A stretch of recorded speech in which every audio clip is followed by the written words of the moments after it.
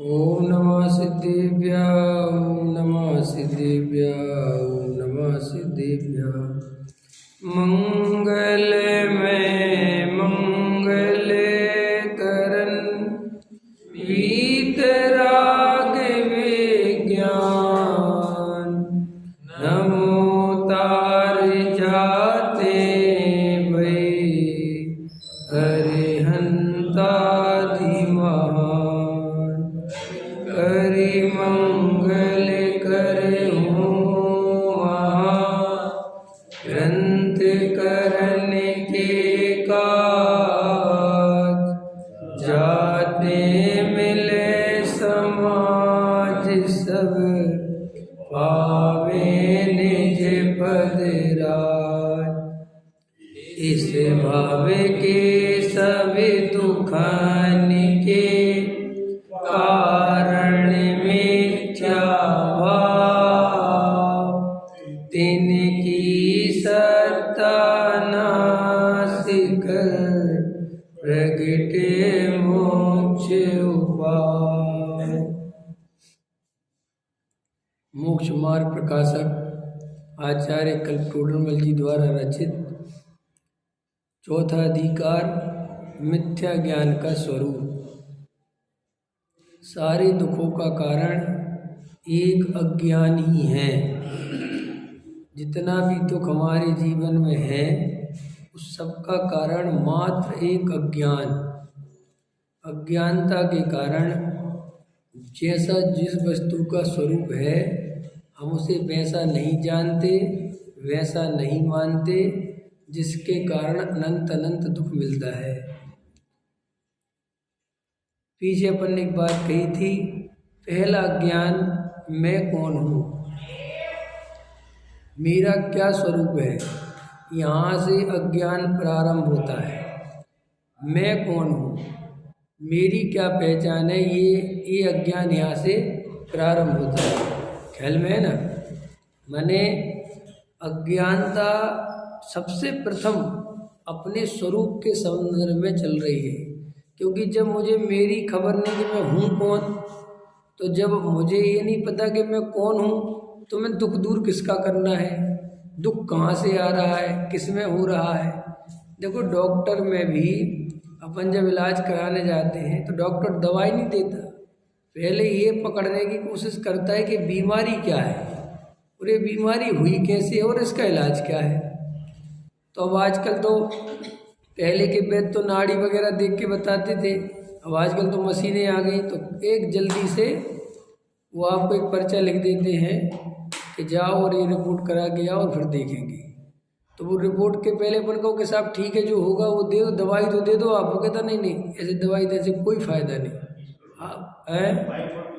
आप जो है पीछे जाओ, आप पहले रिपोर्ट करके आओ। तो जैसे ही वो रिपोर्ट करने जाएगा, वहाँ से लेके आएगा तो प्रॉपर बीमारी का पता चलेगा। ऐसे ही हमारे जीवन में हम और आप अधिकतर लोग धर्म करने में लगे हैं। धर्म करना है, धर्म करना है, धर्म करना है, धर्म करना है। अब ये पता नहीं है कि धर्म होता कैसे है। ख्याल में है ना। अब फिर अपन वहाँ डॉक्टर के पास जाते हैं, यहाँ पंडित महाराजों के पास जाते हैं। अब यहाँ पर प्रॉब्लम ये है कि वहाँ तो एक मशीन लगी हुई है और जाके वो कहता है उस मशीन में जाके 500 1000 रुपये 2000 रुपये दो और वो रिपोर्ट आ जाएगी और पता चल जाएगा। तो वहाँ तो आसान है बीमारी पता करना। यहाँ प्रॉब्लम ये है कि बीमारी पता करना खुद को ही है। यहाँ ना कोई मशीन है, यहाँ ना कोई दूसरा बताने वाला है कि सब शास्त्रों में लिखा है ना मिथ्या दर्शन मिथ्या, उससे कुछ नहीं होता। शास्त्रों से तो पता ही है, तुम्हें पहले ही से पता है कि मिथ्या दर्शन मिथ्या ज्ञान। लेकिन जो बीमारी है वो है मैं कौन हूँ, मेरा क्या स्वरूप है। अब मैं कौन हूँ, मेरा क्या स्वरूप है, ये परिणाम कैसे हो रहे हैं, अभिप्राय कैसा बन रहा है, ये सारी बातें आपको अपने अंतरंग में खोजनी है। इस शास्त्रों से नहीं सीखनी है। क्यों नहीं सीखनी? शास्त्रों की सीखी हुई कोई काम नहीं आती। जैसे अपन ने शास्त्रों से सीख लिया मैं आत्मा हूँ, काम आ रहा है आपके? शास्त्रों से आपने सीख लिया एक द्रव्य दूसरे द्रव्य का कर्ता धर्ता नहीं है, काम आ रहा है आपके। शास्त्रों से सीख लिया जो कुछ हो रहा है निश्चित है, काम आ रहा है आपके। कि ये सब सिद्धांत, ये सब बातें सीखने पर भी काम नहीं आ रही। क्यों नहीं आ रही? क्योंकि हमारा अनुभव तो जीरो है। तो अनुभव जीरो होने के कारण वो जानकारी कोई काम की नहीं है। अपन इतने दिन से इस बात पे बहुत गहराई से चर्चा कर रहे हैं कि अज्ञान सिर्फ यही है कि मैं कौन हूँ ये पता नहीं है। अब फिर मैं कौन हूँ इसके नाम पर बहुत सारी भ्रांतियाँ चल रही हैं अनादिकाल से। जिस पर्याय में जाते हैं उसी पर्याय में तन्मय हो जाते हैं। तन्मय होने के बाद जैसा शरीर, जैसा रंग रूप, जैसे संयोग, जैसी जाति, जैसा कुल, जैसा समाज, जैसा पंथ, जैसा संप्रदाय, जैसा देश, जैसा क्षेत्र, जैसा काल, जैसा भाव, उसमें ढल जाते हैं और उस रूप अपने को अनुभव करने लगते हैं कि ये मैं हूँ। फिर ये मैं हूँ मैं ही, मैं आत्मा भी हूँ। वो मैं हूँ वो अनुभव में, और मैं आत्मा हूँ ये शास्त्रों से। तो फिर जैसी इतनी सारी बातें इकट्ठी कर रखी थी ना कि मैं जैन हूँ, मैं दिगंबर जैन हूँ, और मैं साहब मोक्ष हूँ, मैं साहब इस मंदिर में जाता हूँ, मेरी पत्नी है, मेरे बच्चे हैं, मेरा फला नाम है, मेरे फला समाज का हूँ मैं, मेरा ये गोत्र है, ये सब जानकारी इकट्ठी करी थी ना। क्योंकि ये भी कोई जानकारी अंदर से तो आती नहीं है कि तुम कौन हो। ये सब भी तुम्हारे घर वालों ने बताया कि अपना गोत्र ये, तो तुम वो बोलने लग गए। अपने घर वालों ने बताया अपन इस जाति के, तो अपन वो जाति को। ऐसा थोड़ी कि तुम्हें कोई बचपन में अनुभव में आता है कि हम इस जाति के, नहीं आता ना। जैसे वो सिखाया जाता है ऐसे ये सिखाया कि तुम आत्मा हो, और आपने सीख लिया। तो जैसे वो 10 बातें इकट्ठी कर रखी थी, उसमें एक बात और जोड़ दी। कौन सी? कि मैं आत्मा हूँ। अब कोई पूछता है कि तुम कौन हो, तो आप पूछते हो किस अपेक्षा पूछ रहे हो? वो कहता है मैं धर्म की अपेक्षा पूछ रहा हूँ, तो आत्मा हूँ। अगर वो कहता है जाति की अपेक्षा पूछ रहे हो, तो मैं जैन हूँ। वो कहता गोत्र की अपेक्षा, तो मैं फला गोत्र हूँ। ख्याल में आया कि नहीं आया? तुम्हारे पिताजी का ये नाम है कि नहीं? नहीं। तुम्हारा जन्म हुआ कि नहीं? अच्छा, उस अपेक्षा पूछ रहे? नहीं, कभी नहीं हुआ। समझ में आ गया ना? ये सब आपकी थ्योरिकल पढ़ाई है, और जिसके आधार से आप पूरे धर्म का भ्रम पाल चुके हो कि हम तो धर्मात्मा हैं, हमें धर्म है। इसलिए जब आपके जीवन का एक ऐसा पड़ाव आता है, जब आप उम्र दराज हो जाते हो, जब आपको कोई नहीं पूछता, तब आपको इस धर्म की भी रुचि नहीं रह जाती। तब हम आपसे मिलने जाते हैं, अरे बाबूजी आपने तो बहुत समाज का काम किया, आप तो बहुत मंदिर में आगे बैठते थे। अब बातें थी भैया, वो सब हो गई, वे भी हो गई।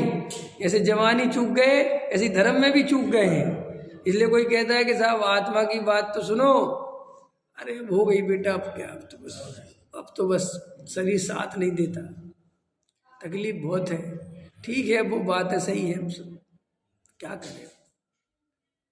बहू रोटी बना दे, अब तो रोटी दिखती है। मैंने एक दिन पीछे लिया था, बूढ़े आदमी को रोटी के अलावा कुछ क्यों नहीं दिखता? क्योंकि रोटी ही एक सहारा बचती है, बाकी सबरे सहारे खत्म हो जाते हैं। राग की पूर्ति के साधन सब जगह से खत्म हो जाते हैं। तो सुबह से शाम की रोटी, शाम से सुबह की रोटी, यही चिंतन रह जाता है।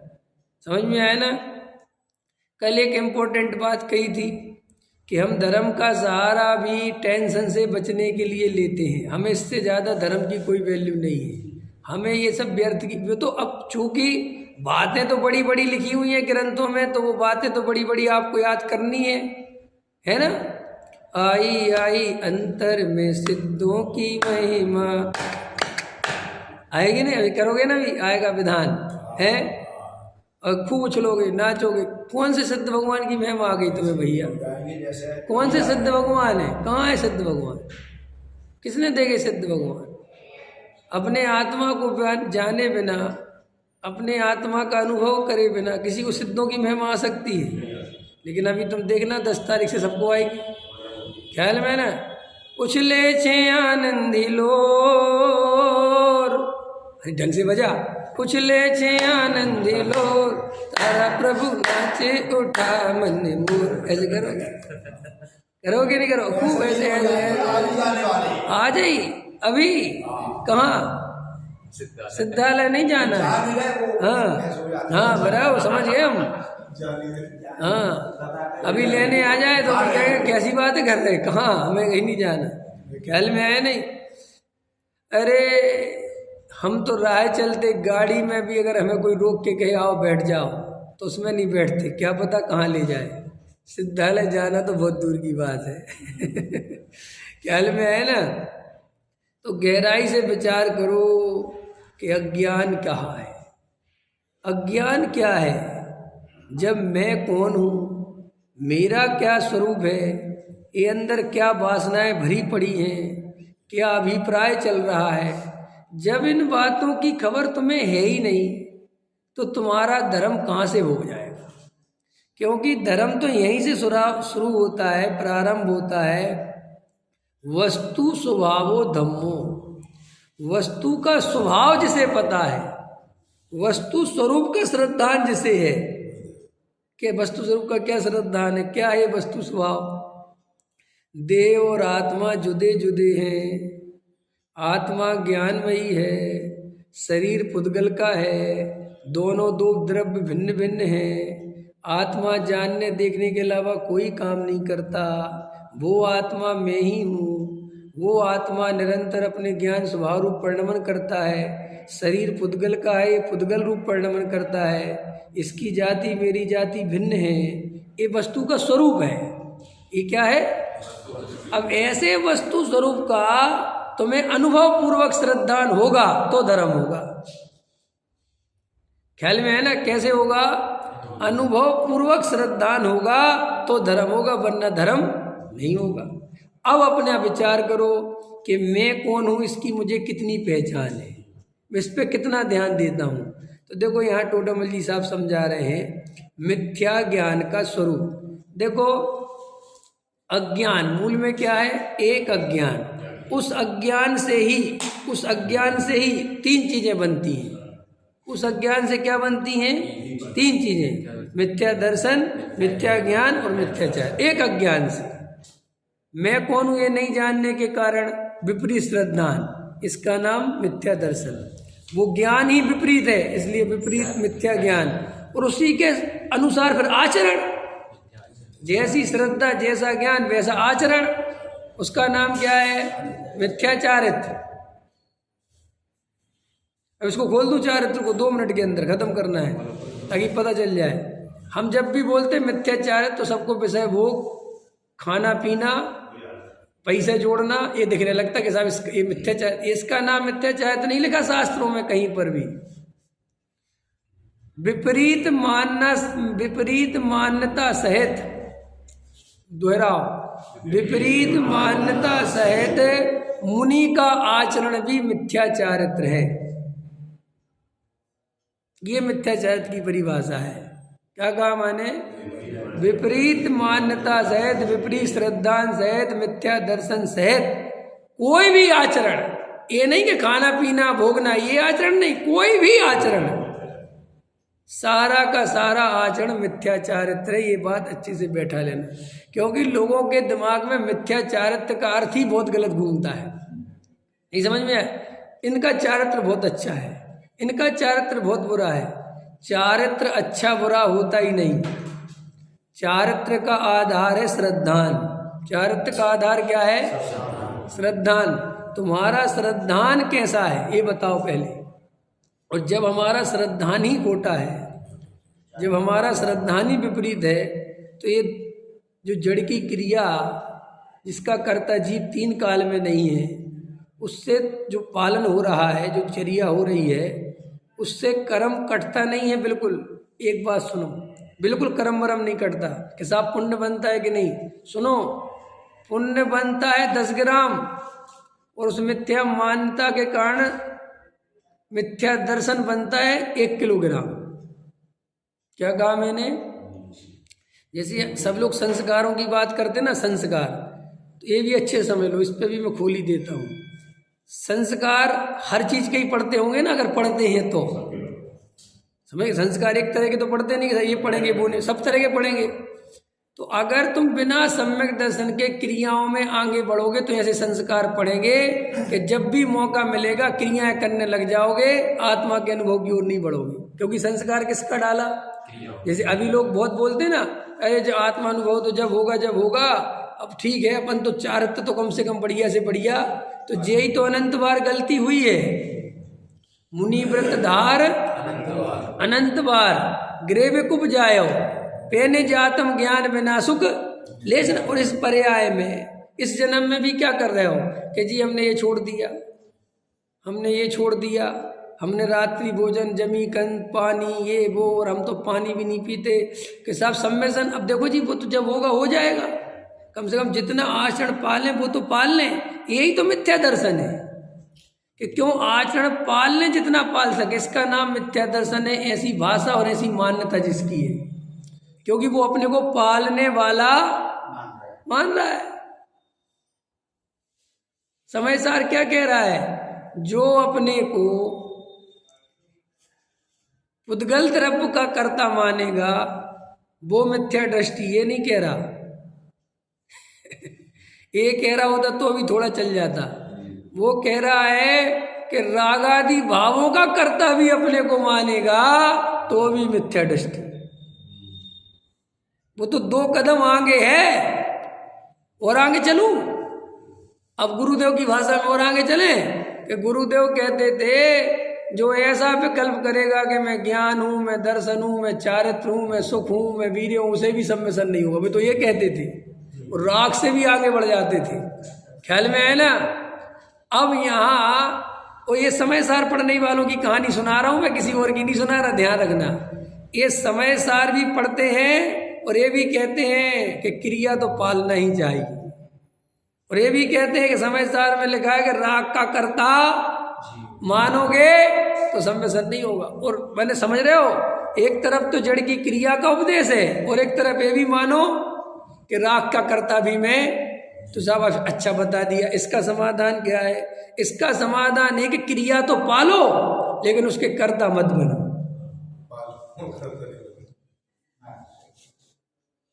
ये बिल्कुल वैसी ही बात है कि तुम वोट तो बीजेपी को दो लेकिन प्रेम बीजेपी से मत करो प्रेम कांग्रेस से करो। ऐसा हो सकता है? अरे भाई, हम जिससे प्रेम करेंगे वोट भी उसी को देंगे। ये कौन सा तरीका है कि साहब क्रिया तो करो, वो तो करनी चाहिए लेकिन उसके कर्ता मत बनो? ऐसा हो ही नहीं सकता। अगर मैं क्रिया करूं, क्रिया करनी चाहिए इस अभिप्राय से लगाऊं तो कर्ता भी अपने आप बन जाऊंगा।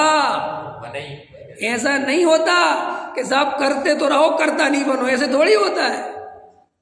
ये ऐसा हो सकता है क्या? सोचो, कभी हो सकता है? लेकिन नहीं, हम बनिया तो कुछ भी कर सकते। हो सकता है? बनिया लोभी प्रवृत्ति वाला व्यक्ति है। लोभ समझते हो ना? जैसे अपन व्यापार में भी क्या कुंडियां घुमाते हैं। कुंडियां तो समझते हो ना, क्या कहते हो उसको तुम लोग? जो भी व्यापार में भी घुंडी घुमाते हैं, इधर से उधर, इधर से उधर, इधर से चक्रम। व्यापार माने चक्रम। ये व्यापारी बुद्धि सबके पास क्यों नहीं होती? ये व्यापारी बुद्धि समझते हो दिनेश जी? व्यापारी बुद्धि माने चालाक आदमी, बदमाश। सीधा साधा आदमी व्यापार नहीं कर सकता, बहुत चालाकी चाहिए। ख्याल में है ना?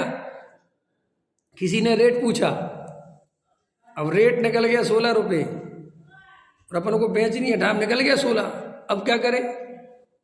अरे साहब, आपने तो 16 रुपये बोला है। अरे भाई, वो गलत माल का रेट दे दिया है। वो नहीं, वो दूसरा माल है। कि वो दूसरा दिखाओ कि वो है नहीं, जो है नहीं, जो माल नहीं, उसका रेट दे दिया तूने।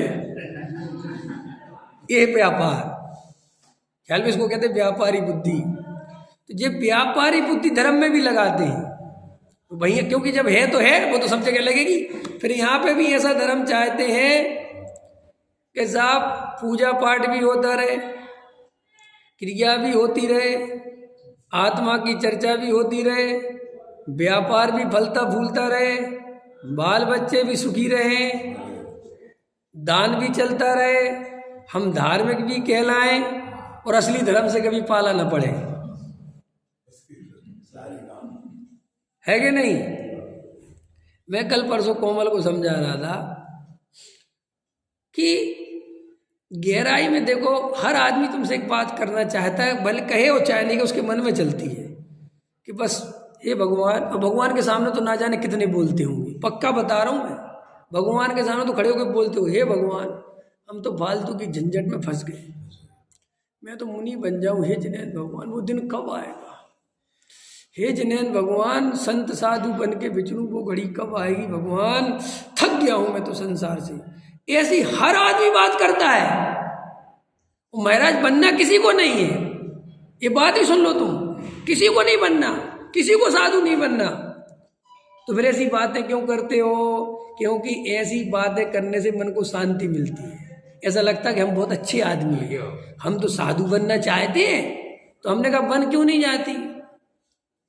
हमारी धर्मपत्नी बोलती आर्य का बनना चाहिए, तो हम कहते बन क्यों नहीं जाती? तो बोलते कहाँ से बन जाए, शादी हो गई, जब बाल बच्चे, हमें कोई बात नहीं, छोड़ो हम लेते जिम्मेदारी, निकलो। हम बैठे कि तुम दूसरी कर लो, हम तीसरी कर लें, उसका टेंशन क्यों लेते हैं? अब गजब के अरे आर्य का बनने वाली ये थोड़ी सोचती है कि मेरा पति दूसरी कर लेगा, अथवा मुनि बनने वाला, जिसको मुनि बनना है, वो ये थोड़ी सोचता मेरी घरवाली दूसरी कर ले। जब तुझे संसार से वैराग्य ही आ गया, इस संसार में कुछ दम ही नहीं है, तो तेरा पति कर ले, तू कर ले, क्या रखा इसमें? कुछ रखा है? लेकिन हमें बातें घुमाते, ये बदमाशियां सब, हमें कुछ नहीं करना है। हम सिर्फ ये धर्म की बातें इसलिए करते रहते कि हमारा मन कचोटता नहीं है। फिर थोड़ा सा मन हमें कहता नहीं तुम ठीक तो है यार, देखो तुम इतने अच्छे आदमी हो, अब तुम तो मुनि बनना चाहते हो, लेकिन तुम दूसरों की सेवा ही में तो लगे हो।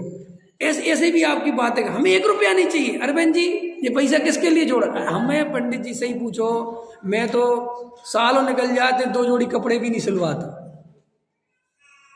तो फिर इतना कमा किसके लिए? अरे अब कुछ नहीं, बस फंसा हूँ, अरे बच्चों के लिए, मैं तो बच्चों के लिए करता हूँ, मैं खुद कभी कोई भोग नहीं करता। 10,000 की शर्ट पहनता है लड़का, मैं कभी कुछ नहीं, ऐसा बन जाता है साफ सुथरा जैसे ये अपरिग्रहधारी हो गए हूँ। अंतर समझ में? हम कुछ नहीं करते। ये सब बातें आप कहाँ से लेके आते हो पता है आपको? ये सब आपके मन की एक तरकीब है, एक सिस्टम है, वो आपको ऐसी बातों में फंसा के रखता है ताकि आप उलझे रहो और खुश भी होते रहो कि नहीं नहीं मैं तो सही हूँ, ये दुनिया ही गलत है। मन की क्या तरकीब है तुम्हें फंसाने की? सारी दुनिया गलत है, तुम सही हो। सब बेईमान, मैं ईमानदार, सब हिंसक, मैं हिंसक, सब चोर, मैं चोर, सब परिग्रह वाले, मैं अपरिग्रह वाला, सब कुशील वाले, मैं अकुशील वाला। जितनी बढ़िया से बढ़िया बातें होती हैं, नहीं समझ में आया? हमने कहा देवेंद्र जी नेता क्यों नहीं बने आप? पंडित जी कैसी बातें करते हो, मैं और नेता, बेकार की बात है। ये सब आपने सब रट रखे हैं अपने मन को संतुष्ट देने के लिए, संतोषी। और हर आदमी मुनि बनना चाहता है, आर्य का बनना चाहता है, और बनना तो वो परिग्रहधारी है। विषय भोगों में सुख दिखता है, संयोगों में सुख दिखता है, लेकिन ये मुनि वाली बात क्यों करता रहता है? ताकि लोगों को भी अच्छा लगे और खुद को भी अच्छा लगता है। मैं बड़े बड़े सेठों को देखता हूँ, हमें तो मुनि बनना है, बस हम तो समाधि लेना चाहते, तो लेते क्यों नहीं? किसने रोका है? किसने रोका है? अरे अब क्या बताएं, ऐसे तो हमने सब तुम जैसे अच्छा 5660 देखे, क्या बताएं, वो तो रोज ही देख रहे हैं, हम खुद ही देख रहे हैं। तो ये वास्तव में जब हम गहराई में जाएंगे तब तुम्हें अपनी सच्चाई दिखेगी, हम कितने झूठ बोलते हैं। हमें हमेशा धर्म कल के लिए करना है। मुनि कब बनना है? कल। सब काम धर्म के कब करना है? कल। और हम कल पे वही चीजें छोड़ते हैं जिसे हमें कभी नहीं करना होता है, समझ? और आज क्या करना है? अभी पैसा कमाना है। आज क्या करना है? पद प्रतिष्ठा चाहिए। आज क्या करना है? मंदिर बनवाना है। आज क्या करना है? प्रतिमा जी आज ये करना है। और आत्मा का अनुभव, वेद ज्ञान, तत्व विचार, तत्व निर्णय, गहराई से एकांत में स्वाध्याय, वो सब आगे, वो हमारी प्लानिंग में है, लेकिन अभी नहीं। तो कल सैनवान मर गया, अभी वो कोच बनने के लिए था, ऑस्ट्रेलिया का एक क्रिकेटर, एकदम अभी मैंने तो शॉर्ट हो गया, ये कैसे मर गया? अभी 3-4-6 दिन पहले बयान आया था उसका कि मुझे उस टीम का कोच बनने की बहुत इच्छा है और मैं बनना चाहता हूँ। अब ये क्षणभंगुरता आप संसार की देख रहे हो कि नहीं देख रहे? हाँ, सब देख तो रहे हैं। तो फिर आपका क्या प्लान है? जी आप जो कह रहे हैं बिल्कुल सही है, लेकिन अभी थोड़ा सा बस घर गृहस्थी है, बस कब तक रहेगी ये? कि जब तक मर नहीं जाएंगे। ख्याल में आया? तो एक ही अज्ञान है, क्या है? मिथ्या चारित्र का स्वरूप समझ में आ गया।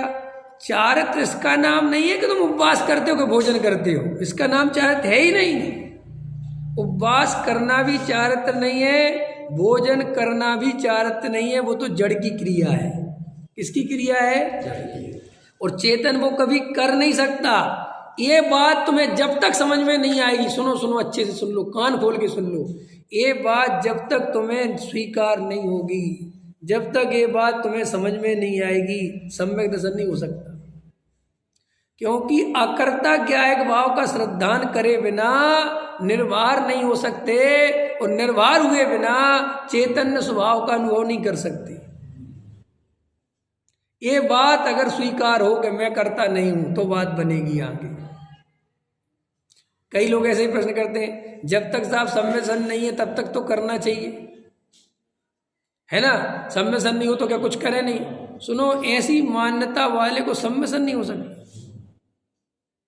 आपको पता है सम्यक दर्शन बाद में होता है, मान्यता पहले बदलती है। क्योंकि कारण से कार्य आएगा ना, सम्यक दर्शन तो कार्य है और वो मान्यता बदलना कारण है। तो जब आपकी मान्यता ही नहीं बदल रही, जब आपके दिमाग में सेट है कि जब तक सम्यसन नहीं होगा तब तक तो शुभ भाव करें, तब तक तो शुभ क्रियाओं में लगे, तो फिर इसका मतलब है कि कभी होगा ही नहीं, क्योंकि तुम इनका कर्ता अपने को मानते रहोगे। वो क्या बोलते थे दिल्ली वाले, न नो मन तेल होगा न राधा नाचेगी, न कभी वही मान्यता बदलेगी, हम तो शुभ भाव में लगे रहेंगे और न कभी सम्यसन होगा। और फिर कोई पूछेगा कि सम्यसन, वो तो सब अपनी योग्यता से होगा, अपने समय पे होगा, हम क्या कर सकते हैं, सर्वज्ञ ने जब देखा होगा तब होगा। ये सब अपने को ठगने के उपाय हैं और कुछ नहीं है। सबसे पहला प्रश्न अज्ञान, दूसरा प्रश्न और पहले खड़ा कराओ, हमें अभी संसार का दुख लगता ही नहीं। तुम तो डॉक्टर के पास टाइम पास के लिए पहुंच जाते हो क्योंकि फीस नहीं लगती। अगर फीस लगे तो बताओ कितने लोग आओगे प्रवचन? कि ऐसी पंडित जी बातें करते, हम तुम्हारा प्रवचन में बैठ जाते, जेई एहसान कम है क्या? और तुम मुफ्त की बात कर रहे। कई लोग तो ऐसा सोचते हैं, हम बैठ जाते हैं, ये एहसान कम है क्या? बोलो अरुण जी, नहीं बैठो तो मेरी सभी बंद हो जाए। पंडित जी आपको बैठने दे रहे, जेई बहुत है, फीस की तो बात ही मत करना, समझ गए ना? और अगर फीस की बात करी तो तुम जैसे 1760 लाइन में लगे करने के लिए, रोज हमसे मिलते कि हमारा कराओ। बोलो ये प्रवचन भी क्या बीमारी है? ख्याल में है ना? अंतर में गहराई से विचार करना।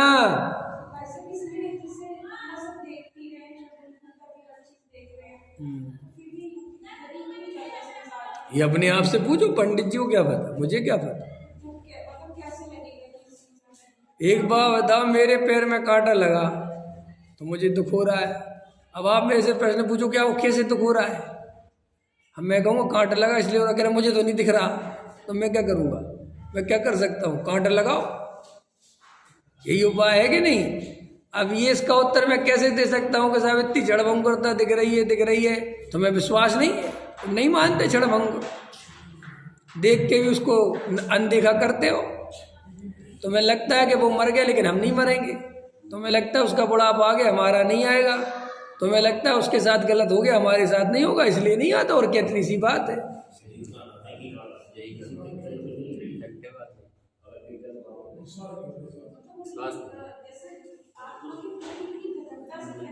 वही तो गजब कमाल पॉइंट कर दिया। एक कोई चीज है मुझे पसंद नहीं है, ठीक है, उदाहरण के लिए मुझे कोई खाने पसंद नहीं है। अब कोई कहे तुम्हें पसंद है, मुझे पसंद आ जाए, इसके लिए मैं क्या करूं? क्या उपाय बताओ, तुम्हें बताओ। मैं तुमसे पूछता हूँ, बताओ क्या करना चाहिए मुझे? आत्मा को हटा दो, ठीक है,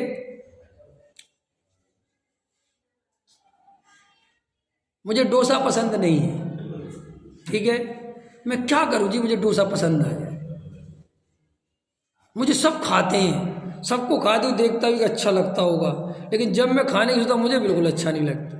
क्या करूं अरविंद जी, बताओ क्या करूं, डोसा अच्छा लगने लगा है, हो गया इडली खा लो है। अरे यार साउथ इंडियन इडली डोसा उपमा सब पकड़ लो, कुछ भी पसंद नहीं, मुझे साउथ इंडियन ही पसंद है। अब बोलो, अब क्या करो, दो उत्तर दो, अरे उत्तर दो ना कि आप ये करो कि भाई इसके लिए हम क्या कर सकते हैं, इसे कुछ नहीं करा जा सकता। नहीं साहब कुछ तो होगा, क्या होगा, खाओ, लग जाएगा स्वाद तो लग जाएगा, आ जाएगा तो आ जाएगा, हम उसमें कुछ कर नहीं सकते। ऐसे ये पंडितों के सामने जैसे प्रश्न पूछते रहते लोग, साहब क्या कोई पंडित कोई केवल ज्ञानी भी क्या कर लेंगे। मैं तो कहता केवल ज्ञानी को बैठा उनसे पूछो साहब मुझे आत्मा की रुचि के लिए मैं क्या करूं, क्या करें केवल ज्ञानी, और वे सारे उपाय झूठे जो बताए जाते हैं। अच्छा बता तू डोसा के लिए उपाय बताओ मेरे को, मैं बताता हूँ कि उपाय झूठे है कि नहीं। उपाय है कि 12 भावना पढ़ो बैठ के मंदिर में, झूठ है वो, उससे कोई आत्मा की रुचि नहीं होती। बात सीधी सी 2 और 2 4 जैसी है। देखो अब तुमने बात कही तो याद आ गई, एक कहानी सुनाता हूँ, कहानी सुनाओ अरुण जी।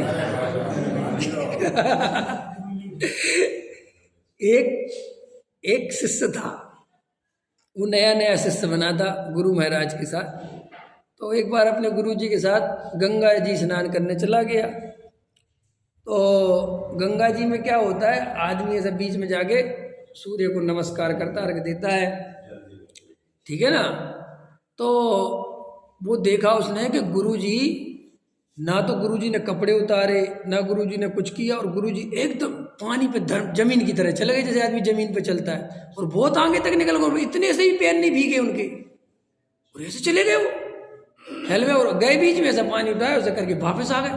वो तो घबरा गया, कहने लगा अरे गुरुजी ये तो कमाल ही हो गया, मैं तो पैर पड़े बार बार, पैर पड़े बार बार, अरे मैं तो महान, मैं तो तर गया, आप जैसे गुरु मिल गए, बहुत मजा आ गया साहब, मेरा तो जीवन धन्य हो गया। गुरु ने कहा ठीक है। अब रास्ते में गया, रास्ते में कहता एक बात बताओ, ये पानी में चलने की विद्या कहाँ से आती है, ख्याल में है क्या। उन्होंने कहा कुछ नहीं, बहुत सरल है, राम का नाम लो और चल जाओ। क्या कहा उनने, राम का नाम लो और चल जाओ। है आप मजाक कर रहे क्या, बिल्कुल सही कह रहा हूँ, राम का नाम लो और चल जाओ। शिष्य अगले दिन सुबह 5 बजे बिना गुरुजी की दौड़ा, राम इतनी सरल विद्या, राम का नाम लो, और जैसे ही तट पे खड़ा हुआ और राम राम राम राम राम राम राम राम राम राम राम राम राम राम राम राम राम राम, और पानी पे भागा और डूब गया, ख्याल में ना। राम राम बोल रहा था, मुंह में ही पानी भर गया और डूबते डूबते बचा, और जैसे मरते मारते वापस आया, और आते ही साथ गुरु से कहने लगा और कोई नहीं मिला आपको ठगने के लिए, मेरे को डुबो नहीं था तो सीधा बता देते। क्या गुरु ने कहा क्या हुआ, अरे बोले क्या बात करते हो, मैं मन में हालांकि सोच तो रहा था ऐसे राम लेने से क्या पानी पर चल जाते, ख्याल में आया कि नहीं आया। बोले सुनो, तुमने राम का नाम कितने बार लिया था, कितने बार। मैं तो जब रास्ते में गया राम राम राम राम बोलता गया, और जब किनारे पे खड़ा हुआ ना जाने हजारों बार राम राम बोला होगा, और पानी में उतरते उतरते राम राम बोला होगा, कितने बार बोल रहा था। बोले यही तो गलती है, अगर श्रद्धा होती तो एक ही बार में काम हो जाता। ये तो बार बार बोलना इस बात की निशानी है कि तुम्हें श्रद्धा ही नहीं है। अंत समय देखो, श्रद्धा की कीमत समझनी हो तो समझो, जिस दुकानदार की कीमत फिक्स होती है उसका रेट बढ़ाने का अंदाज दो कितना है, कितना लिखा है उस पर, 500 रुपये, साहब कम होगा फिक्स है। वो ना कुछ सफाई देता है, ना वो कुछ बोलता है, कुछ कहता ही नहीं वो कि साहब बहुत अच्छा है आप समझा करो, कुछ नहीं बोलता वो। ये सारे के सारे ढोंग धतूरे वहीं बोले जाते हैं जहाँ 2 रुपये की चीज़ 5 रुपये में बेची जा रही है, और फिर बार्गेनिंग करनी हो कि 4 में पक जाए, 3.5 में फंस जाए, वो एक अलग। लेकिन जिसको रखना ही 50 पैसे हैं, 4.5 की खरीदाई 5 की बेचनी, बात खत्म, दिमाग नहीं। तो देखो वो कितनी ताकत होती है वो बार। ऐसे ही तुम भगवानों के सामने जो दोहरा रहे हो ना बार बार, ओम ह्रीम जन्म जरा मृत्यु विनाशनाय जलम निर्पामति स्वाहा, रोज बोलते ना, संसार दुख विनाशना है, अक्षय पद प्राप्त है और काम बाण बसना है। अंदर से कभी सोचा इनमें से किसी का नाश चाहते भी हो? अच्छा, भूख लगती तो किसको दुख लगता है? बताना कि दुख चालू हो गया है कि भोजन नहीं मिले तो दुख लगता है। तो ये जैसे भगवान राजा राणा छत्रपति हाथन के असिवार, इनसे कुछ नहीं होता इन बातों से। ये वो राम राम जैसा दोहराना, इनसे मन को संतुष्टि मिलती है, अच्छा लगता है। सूरज चांद छिपे निकले ऋतु फिर कर कर आवे, प्यारी आयु ऐसी बीते पता नहीं पावे, जग में मरे अकेला चेतन सुख दुख का भोगी, और किसी का क्या एक दिन यह देह जुदी होगी। ओ साहब, ये सब अपने को डुबोने के उपाय हैं, इनसे धर्म नहीं होता, इनसे भावनाएं भड़कती हैं। जय श्री राम, इनसे भावनाएं भड़कती हैं। ये कोई धर्म के अंग है? ये धमकाने जैसा है जय श्री राम, समझ गए ना? कल एक पादरी को मार दिया जय श्री राम कह के। ख्याल एक गुंडागर्दी होती है, ये कोई धर्म है इनमें? जय जिनेंद्र, वे क्या हुई, खा रहा क्या? ऐसे तुमसे कोई जय जिनेंद्र करे कैसा लगा तुम्हें? जय जिनेंद्र बोलो, जय जिनेंद्र, जय जिनेंद्र भैया।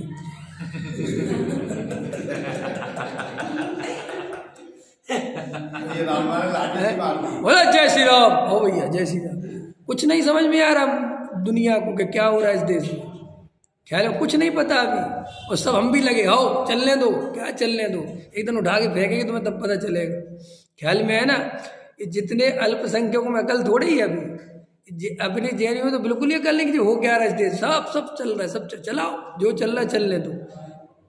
मैं आपको गहराई से बता रहा हूं कि समझो, ये जो तुम दोहरा रहे हो ना चीजों को, ये दोहराना बताता है कि तुम्हें भरोसा नहीं है। अरे जिस चीज पे श्रद्धा उसको दोहराना क्या? आप कितने साल के हो मुकेश जी? 55, 56 जो भी हो, कितने साल के हो? 50 से आप कितने बार दोहराते हो दिन भर में?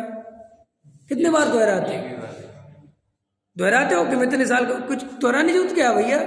एक बार डेट ऑफ बर्थ आती ना जैन साहब, डेट ऑफ बर्थ आती, सबकी आती अपनी अपनी। 29 मार्च आ गई, अब मैं 37 साल का हो गया, बस उसी दिन कितने साल का हो गया? 37। फिर रोज दोहराते हो, यार मैं याद तो कर लूं 37 का हो गया, 37। ऐसा करता है कोई? एक सेकंड ऐसे ही जब भगवान का रोज आके माला पहना, इसका मतलब तुम्हें कोई पंच परमेष्टि पे भरोसा थोड़ी है। किसी का नाम लेने से मुक्ति नहीं मिलती, इसी का नाम जैन धर्म है। ये वो जैन धर्म नहीं है कि एक आदमी मर गया और ऊपर उपस्थित हुआ, उसके सामने जो ऊपर देखता है सब हिसाब किताब। अरे बोले तो गलत आदमी को उठा ले आए तुम स्वर्ग में, क्यों साहब गलत क्यों उठा ले आए? कि कंफ्यूज हो गया साहब, में ये नारायण नारायण बोल रहा था तो मैं सोचा कि अच्छा आदमी है तो मैं ऊपर उठा लाया। मैंने कहा स्वर्ग जाएगा, नारायण नारायण बोल रहा मरते समय। अरे बोले महाराज नारायण तो मेरे लड़के का नाम है और मैं तो अपने लड़के को बुला रहा था। अब बोले कोई बात नहीं, गलती से आ गया तो भेज दो स्वर्ग। ऐसा जैन धर्म नहीं है, ये पोपा भाई का राज नहीं है यहाँ। ये तुम्हें महावीर करते रहोगे और स्वर्ग चले जाओगे, कोई नहीं जाता स्वर्ग पर, बेकार की बात है, बिल्कुल बेकार। पूजा पाठ से कोई स्वर्ग नहीं जाता, स्वर्ग भी जाता है आदमी अपने निर्मल परिणामों से, और निर्मल परिणाम भी अभिप्राय निर्मल होना चाहिए तब होते हैं। ये तो इमोशनल है, ये तो भावनात्मक है। जैसे टीवी में वो आ गया तुम्हारा बॉर्डर का सीन, तुम्हें एकदम देश दिखने लगा, रक्षा के भाव आने लगे, ऐसा लगता मैं बिल्कुल क्या कर दूं, ख्याल में है नहीं है। अब पूरा यूक्रेन लड़ रहा है रूस से, वहां के नागरिक भी लड़ रहे, तो क्या हुआ है, सब क्या हो रहा है? कुछ नहीं, सब थोड़ी देर का इमोशनल है। अभी जब मरू जाएंगे सब निपट जाएगा तब रोएंगे बैठ के। आपको एक सत्य पता है, आदमी एक लिमिट तक डरता है दिनेश जी, एक लिमिट होती है डरने की भी। जैसे अभी अपने यहाँ से ऑफिसर का फ़ोन आ जाए देश में कि अपने देश पर बॉर्डर पे हमला हो चुका है और सारे मिलिट्री के जो लोग हैं सब फटाफट अपने अपने घरों से, तो घर वाले भी सोचेंगे और वो भी जाने से डरेगा, अरे यार भैया युद्ध छिड़ गया और क्या पता जाऊँ, ऐसे बहुत सोचेगा, डरेगा। लेकिन मनोवैज्ञानिक कहते हैं एक बार आदमी युद्ध के मैदान में कूद गया, एक बार, फिर उसको मौत का डर तुरंत निकल जाता है। तो वो डरता नहीं मरने से, बिल्कुल नहीं डरता। इसलिए तुम जो लगते मिलिट्री के लगे रहते हैं वहाँ, फिर वो क्योंकि उनको लगता, फिर वहाँ पता बंदूकें चल रही हैं और पता चला आपस में बातचीतें कर रहे हैं, वो बंदूक चल रही है, वो रोटी भी खा रहा है, वो बंदूक चल रही है।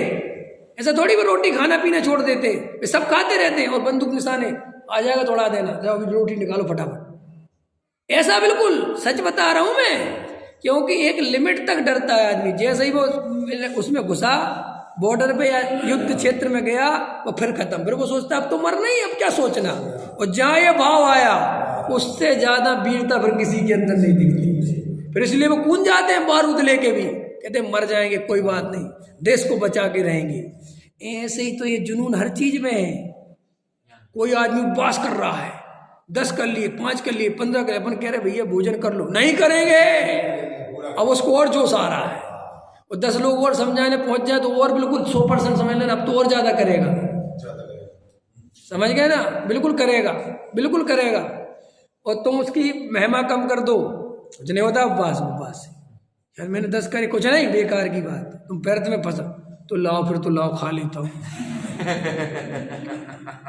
अंत समझ में, हम जिस चीज को जितना वो करते हैं ना, नहीं उतना आदमी को आकर्षित हो, उतना अच्छा लगता है। खैर उसको, ये आपको पता है, शहीद, ये वीर चक्र, ये महावीर चक्र, ये पद्म, ये सब चक्र इसलिए तो दिए, मरने के बाद दिए जाते थे, देखा तुमने, ताकि दूसरा मरने के लिए तैयार हो जाए। ये सब खतरनाक है, ये सब चीजें समझोगे नहीं, कभी समझ जाओगे तो उस दिन जिंदगी समझ जाओगे कि कितना बड़ा हमारा जीवन का गेम चलता है धर्म के नाम पर। भैया ये जो अज्ञान है, सर्वप्रथम इसको दूर करो। जो अज्ञान चल रहा है, जो अंदर मिथ्या मान्यताएं चल रही हैं, मैंने बात ये बोली थी कि जब तक हमारी मान्यता नहीं बदलेगी तब तक हमारे जीवन में समय दर्शन नहीं होगा। हमें ये निर्णय करना ही पड़ेगा कि हम परिणामों की भी कर्ता नहीं है। हमें निर्णय करना ही पड़ेगा कि पुद्गल का कर्ता हम नहीं है। इस शरीर की क्रिया मेरे अनुसार नहीं होती, ये निर्णय करना ही पड़ेगा। एक द्रव्य दूसरे द्रव्य का कुछ नहीं कर सकता, पुण्य से भला नहीं हो सकता, कार्य उपादान से होता है, निमित्त कुछ नहीं कर सकता, एक समय की पर्याय दूसरे समय की पर्याय में कुछ नहीं कर सकती। ये तुम्हारे अंदर जब तक सच्चा श्रद्धा नहीं होगा तब तक अनुभव नहीं होगा। ये निर्णय करना ही और सुनो, ये बातों से नहीं होगा कि हम तो ये सब बातें मानते हैं जो आप कह रहे हो, एक भी नहीं मानते, क्योंकि इनके मानने के लिए अनुभव चाहिए। क्या चाहिए? अनुभव, तत्व निर्णय चाहिए, तत्व विचार चाहिए। ये सुन के 6 उपसम ज्ञान में याद कर लेना, मानना नहीं होता। कल मैंने बोला था ना, ये सब 6 उपसम ज्ञान है जो हमने याद कर लिया है। अब ये बच्चे पढ़ रहे हैं और विद्यालय चल रहे हैं, हम भी कभी पढ़ते थे, हमें वहाँ सिखा दिया गया, रटा दिया गया। हमने लघु जैन सिद्धांत प्रवेश का याद कर ली, 6 डाला याद कर लिया, समय सार की गाथा याद कर ली, मोक्ष प्रकाशक पढ़ लिया, फिर हमने पढ़ाना चालू कर दिया। इसका मतलब थोड़ी हम धार्मिक हो गए। अंतर समझ में, इससे क्या है, तो विद्या है, पढ़ना पढ़ाना एक विद्या होती है। मैंने कहा था शिक्षा और धर्म में अंतर होता है, याद है प्रवचन? शिक्षा दी जा सकती है, बेटे ए ऐसा बनाओ, बी ऐसा बनाओ, आ ऐसा बनाओ, बड़ा ऐसा बनाओ, 2 में 2 जोड़ो तो 4 होते हैं, 4 में 6 जोड़ो तो, ये तो सिखा दिया। इसमें कोई तुम्हारे अनुभव की जरूरत नहीं है, कोई जरूरत नहीं तुम्हें अनुभव की। अंतर समझ में, ये शिक्षा है। लेकिन हमने कहा आत्मा ज्ञानमयी है, ये शिक्षा नहीं है, ये अनुभव करना है। हमारे कहने से मानना नहीं है तुम्हें कि ज्ञानमयी है। अंतर से शिक्षा और अंतर समझ में, धर्म में। अब प्रॉब्लम ये है कि हमने धर्म की भी शिक्षा चालू कर दी, हमने धर्म की भी शिक्षाएं चालू कर दी कि धर्म की भी शिक्षा देंगे तुम्हें, तो वो शिक्षा होती है और वो शिक्षा को ज्ञान समझ लेता है। और उस शिक्षा से लुट जाता है बेचारा, वो सोचता है मैं तो धार्मिक हो गया। अभी सारे मोक्षुओं को ये भ्रम बना हुआ है कि वे सच्चे धर्म समझ गए हैं और वे सच्चे धर्म के मार्ग में आ गए हैं, और सारी दुनिया कुमार्ग में लगी हुई है, गुरु कुदेव कुशास्त्र में लगी हुई है।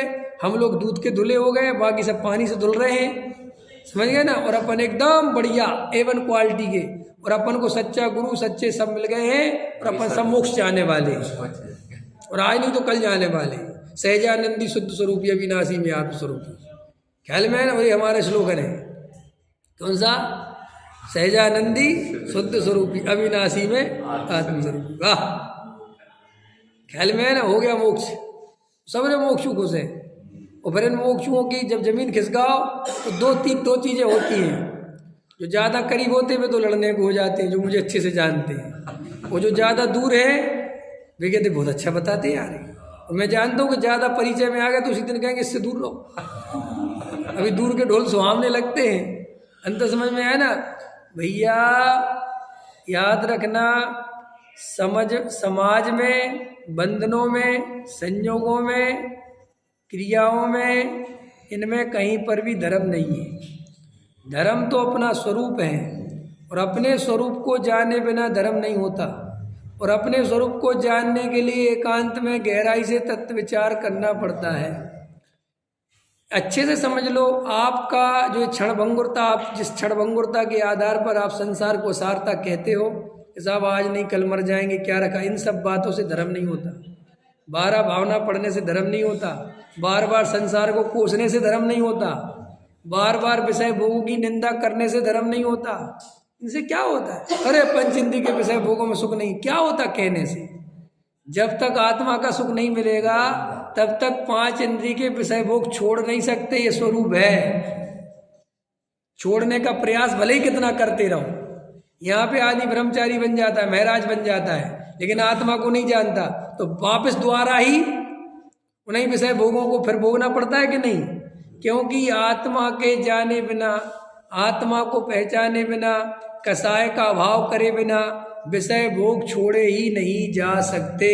सिर्फ मायाचारी करके दिखाया जा सकता है कि छोड़ दिए, वे अंदर से छूटते नहीं। सहजानंदी सो